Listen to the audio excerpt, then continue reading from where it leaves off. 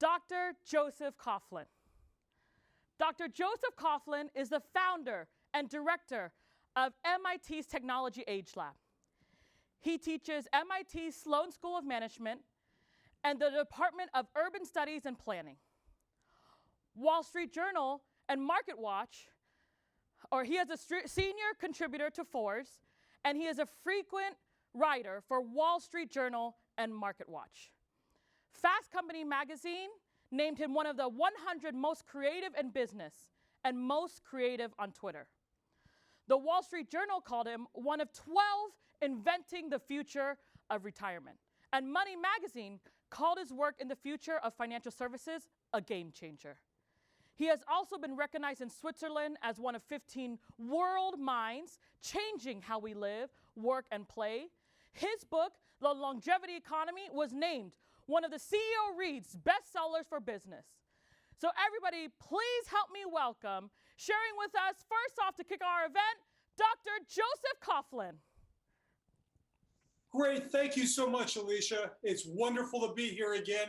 It's not exactly a huge stadium, but what a crowd you've promised, nearly 200,000 people. This is simply amazing. And the campaign for a cause is more than just financial literacy. It is about longevity literacy, how we will all live not just longer, but how we will live better in life tomorrow. So I want to thank you, Alicia, Swan, and your entire community for having me back. Thank you so much. What I hope to do today for a few minutes is to give you some insight as to how COVID-19 is affecting us physiologically, how it's affecting us in behavior, but then ultimately give you a little glimpse as to what I think, my humble view of what that future might look like. So let's get started, and let's throw a few of those slides up so folks can follow me along.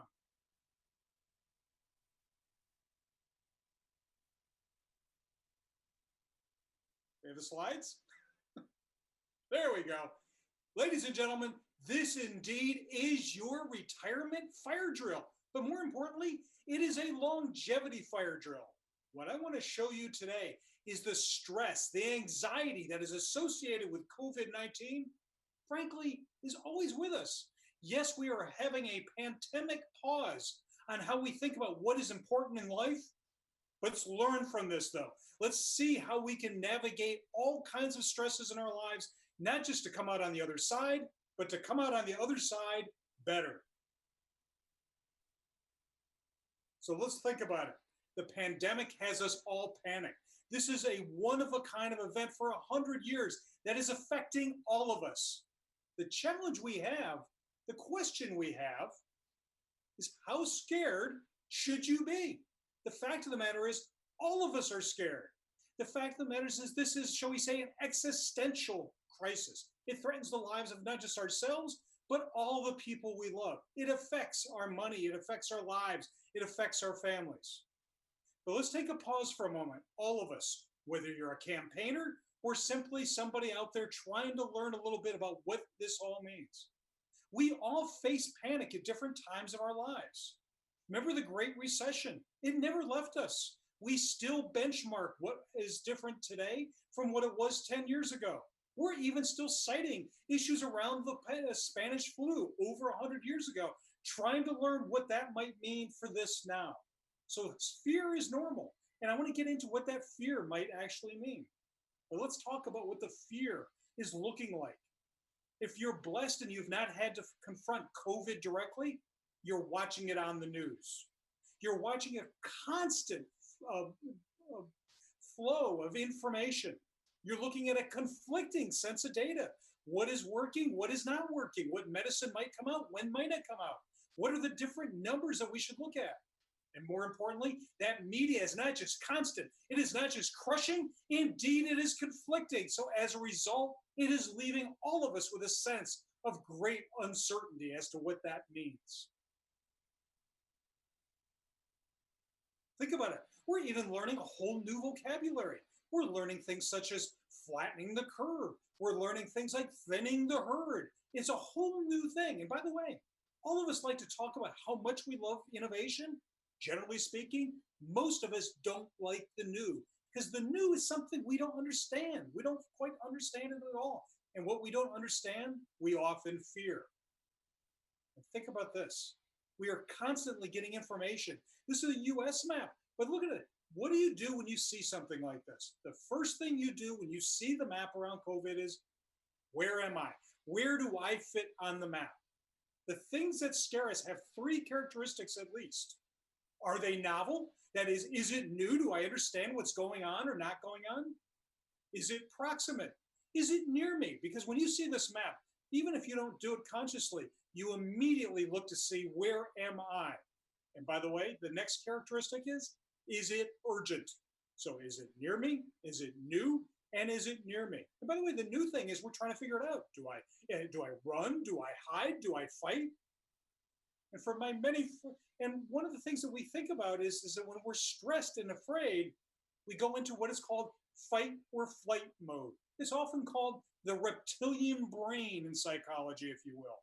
Think about it. When you're confronted with something you don't understand, you get more and more stressed. And believe it or not, stress is a good thing. When you think about retirement planning, long-term care planning, you want to get people to think more about what might be. You want to get them stressed enough so that they want to know more. They want to understand. They want to take action. But what happens when I stress you too much? I start pushing you out of the curve.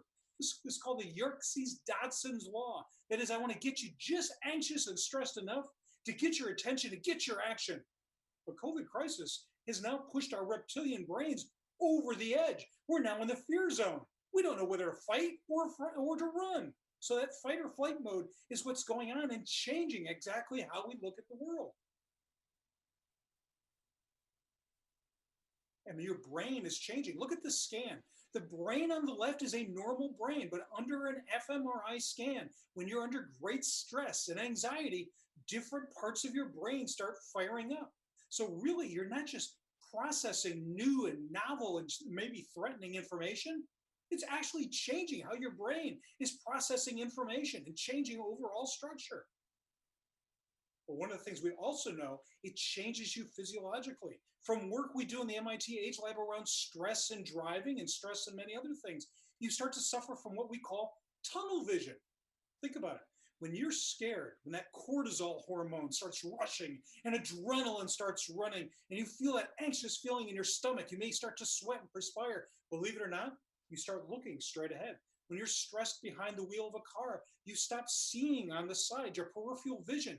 Well, that's good because you're trying to decide to run or fight what's in front of you. The challenge, however, is you're also not seeing opportunities to the side of you. So the COVID crisis is more than just a threat to our physical well-being. It is profoundly changing how we look at the world. And we know from the terrible tragedy that happened years ago in Japan that started with an earthquake and then a tsunami and then a nuclear accident, earthquakes and the like. We knew from studying the brains of people who actually survived that crisis, are you ready for this? Their brain actually shrunk. And what happened is they stopped making many connections in their brains. You see, the photo on the left is a normal brain cell, a neuron, if you will, that makes many connections. These connections are the things that allow us to be creative, to be innovative, to reach, to communicate. But when we're under stress for a prolonged period, we narrow down.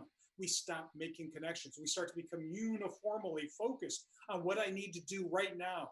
And we miss the opportunities, and we also may miss some of the threats that are off to the side. So that's the physiological side.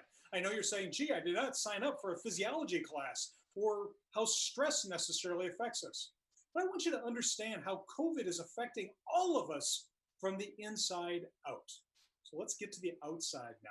How is COVID affecting us in a behavioral sense? Well, guess what?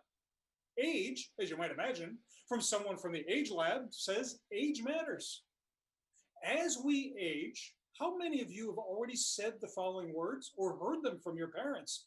That life is too short for fill in the blank, whatever that negative thing is.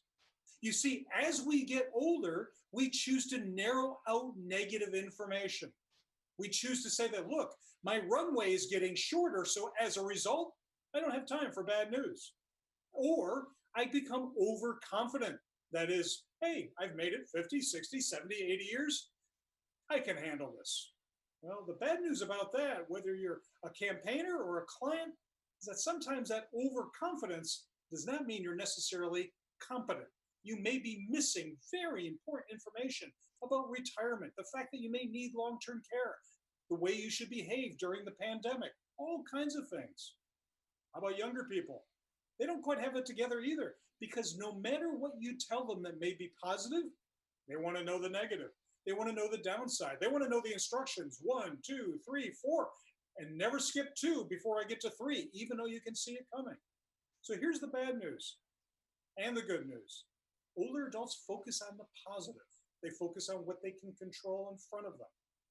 Younger people are more neurotic about what might be in the future. They want those instructions, if you will. But if we go to older adults and we start thinking as a group, what is it I can do? How can I be empowered? They will rise. If we tell younger people what is that they need to do step by step to protect themselves, and as they get older, have families and significant others, then they step up as well. Age and communication matters in times of crisis. How about gender? If age matters, so does gender. So, with all the men in the audience, think about that fight or flight mode. We always want to do something. When we're stressed, we want to fix the problem. We want to do something. We act. Well, we may act. It doesn't mean that we necessarily act correctly, that we take the right judgment. We often don't take enough information in to get that inflow. We just want to fight or flight. How about women? Women are equally fearful in a time of stress, whether it's COVID or a life crisis, a family crisis, a health crisis, whatever it might be. But what we know is that she is more likely, shall we say, to phone a friend, to look online at the issues, to try to explore what her options are, to talk to friends that have similar experiences, similar resources to ask, how would they deal with this issue overall? And we become more risk adverse. So think about this. When we are under stress, if we were given a gain of certain $50 lottery ticket versus a chance of 0, we will go for that guarantee of 50, even if we had a chance of buying another lottery ticket where it could have been 0 or $105. Under stress, most of us will go with the risk adverse, shall we say, the safe choice. And we also know psychologically that we are likely also to change on other fronts as well. If I don't understand it, if it's vague, if it's ambiguous, such as how many jelly beans are in a jar, and that depends on how much money you get, I don't like it. Think about it. When you're fearful, when you're fearing for your life or fearing for your money or family, whatever it might be, we only go for the sure bet. In fact, we start to lean more on what we think our confidence level is in us rather than smart advice. We see this in health, we see this in wealth. Not exactly a great way to make decisions overall. And we become very loss averse. For my cousins in Canada, I wanted to make sure I added just not US dollars, but Canadian dollars to the picture. What happens is we go into a mode of just don't lose my money, which means we come very close to new opportunities. The challenge is to fight that fight or flight mode, to really try to remain open to the good things that may be happening around us, the new opportunities that are out there. So what are people feeling right now? Pretty much know. My team at the MIT AgeLab has been doing a series of surveys across North America on trying to understand how are attitudes changing, how are behaviors changing. So I'm going to give you the very geeky term of how the world is thinking right now during the pandemic. We are feeling meaninglessness, normlessness, and powerlessness. Let me translate that into something that the rest of us understand, so to speak. The fact is, we don't know what's going on. Things have lost their meaning overall. Try to explain to me from all this conflicting information on the media, what's happening, what's going to work, what's not. When do we get back to so-called normal? Normlessness. The rules, the norms, they're broken. They don't make any sense anymore. We once used to say you could depend on death and taxes. Well, apparently we can depend on death, but even taxes have been moved off. Weddings have been postponed. Schools have gone online. Even taxes were postponed for 4 or 5 months overall. But what we're feeling most, that is the most unnerving, is powerlessness. That is our own ability to affect our future. That uncertainty contributes to an amazing amount of stress and anxiety. And what do we feel when we feel all that? The words that came back to us in our study was that the number 1 through 3 words people felt were they felt worried, they felt stressed, and more importantly, they felt unsure. We all know that. I'm just giving you articulating it. But that constant feeling of that for the last 5, 6, 7, 10, 12 plus weeks, depending where you are in the world, is starting to change our mentality. So getting back to normal becomes more difficult. This is where our literacy of understanding how we are going to navigate life tomorrow becomes even more important. For you campaigners, giving people hope, giving them a roadmap, giving them information is critical to that new sense of control. For all of us that are not campaigners and simply, shall we say, clients, we have to take guidance and smart advice and to try to think calmly about what's in front of us. We will get through to the other side, but we have to ask ourselves, what is that other side going to look like? And so when you're panicked, what do? You buy toilet paper. You remember all the memes and gifs that were out there that were making fun of people buying toilet paper. Believe it or not, it was probably one of the most rational things people were doing. Because when you're panicked, you say, what do I understand? What can I do? What is it I can do to take control? We all know that we're going to use toilet paper eventually. And at that point, the toilet paper was on the shelf, so I'm buying lots and lots of toilet paper. We see this every time it snows, whether it's Canada, upstate New York, the Midwest, where it snows all the time. Every time there's a snowstorm, people go out and buy things like they've never seen snow before. Why? They're managing that stress. They're managing that control. They're trying to take agency, that is their own control back, to manage some degree of certainty in their lives. Well, there's a new toilet paper. You guessed it. Technology has become the new toilet paper.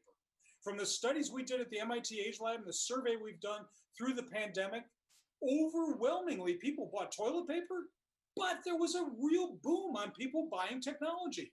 Not just streaming services so they could do Netflix and chill, but rather they were also buying services that kept them connected with loved ones, kept them connected with older folks. And in fact, the folks that were more likely to have children as well as elderly parents bought technologies that were more security oriented. So secure doorbells, ways of monitoring the safety around the home. So yes, technology not only is changing how we live, but indeed, it has become the new way to take control. And I would say it has become the new toilet paper in uncertainty. So how do we end this? How do I think of where we're going? I've explained to you how this is affecting us physiologically, how it's changing us behaviorally. But what's that future look like? What is that new literacy that we're going to need, that longevity literacy, so that we don't just survive the pandemic, but on the other side, all of us and all of our families, we thrive on the other side. There are many pundits out there that suggest that the pandemic has been transformative. I don't think they're so much incorrect as they are woefully incomplete. In my mind, COVID-19 has accelerated things that most of us already saw out there, now broadly in nearly everyone's home. As one science fiction writer once said, the future is already here. It's just not widely distributed. So let me show you how I think it's already becoming distributed. Think about it. Home services are now becoming more normal, not just for the millennials that are sitting in the audience that want their meals delivered or want to call up their car. Suddenly, home services to the house for you, your loved ones, for your parents, your elderly mother who may be living by herself has become a new lifeline.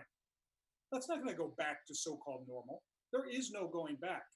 When we get stressed and we see a crisis, we go up with stress and anxiety. We seek knowledge. We come up with an understanding. And as we get to the very peak, we start coming back down to normal. But guess what? We never go back down to the same level of calmness or the same behavior that we did before. We are changed. In the literature, we call this punctuated equilibrium.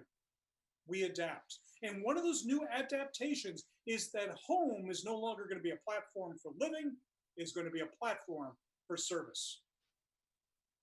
How about work from anywhere? We're talking about working from home. Well, no, it's actually more than that. This is going to be working from anywhere, whether it's a cafe, whether it's in the office, at home, in the airport, whatever it might be. When you see companies like Facebook, Twitter, financial companies, law offices, those places that are amenable to working distant, they're all now saying that from 25, 40, 50, as high as 75% of their workforce, they now see in the near future working from home. Many of us were already doing this. We wanted flexibility, but this is going to become the new normal that many of us are going to have to adapt to. Lifelong school. We may be lamenting that our kids had to spend hours on Zoom, or I had to teach my graduate students on Zoom for much of the semester. But the fact of the matter is, this is the new normal. That education or living a life where school is never out is the new normal. For those of us who are looking at retirement, this actually means not just our kids going to school, not just our kids going to college online, but this is the opportunity to ensure that our skills are competitive for a lifetime. So for those of us who want to change careers as our retirement plan, there's no excuse that you don't know how. Now the new normal is take a class, and it does not necessarily mean going to college to do it. And health and caregiving. Think about this. Telehealth used to be something only researchers thought about, or elite hospitals did, where you could get a checkup a day in your home, a strep throat or a flu check for a little kid at home. Now we can do it with our phone. We can do it with our computer. We can check in on mom or dad to see how we're doing without having to read dated magazines, waiting in long lines, and making appointments with doctors who seemingly think that the only time that we're available is during work hours between 8 o'clock and 4 o'clock. Indeed, telemedicine, telehealth is the new health and in your home.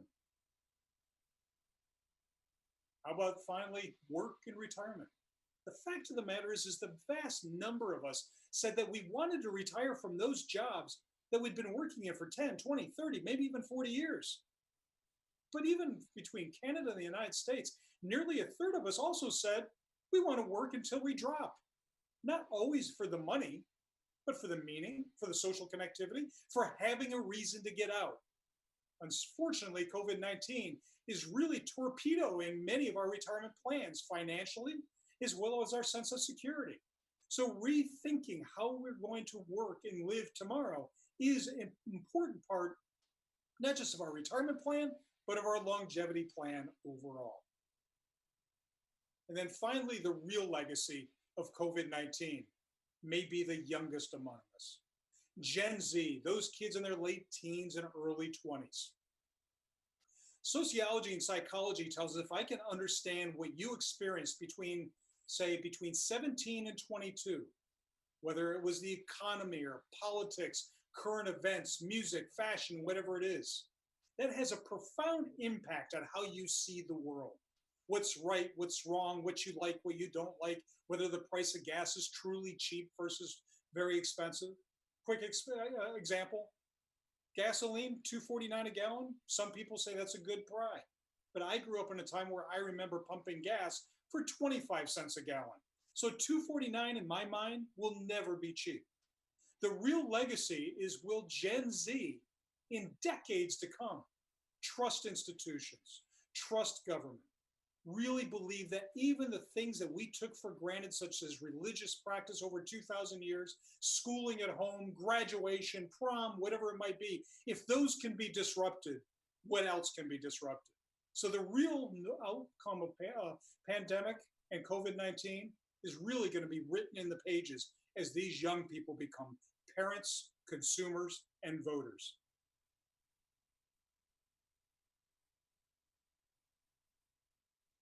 So finally, I want to ask you, Alicia and Swan were kind enough to give me a moment to ask you for help.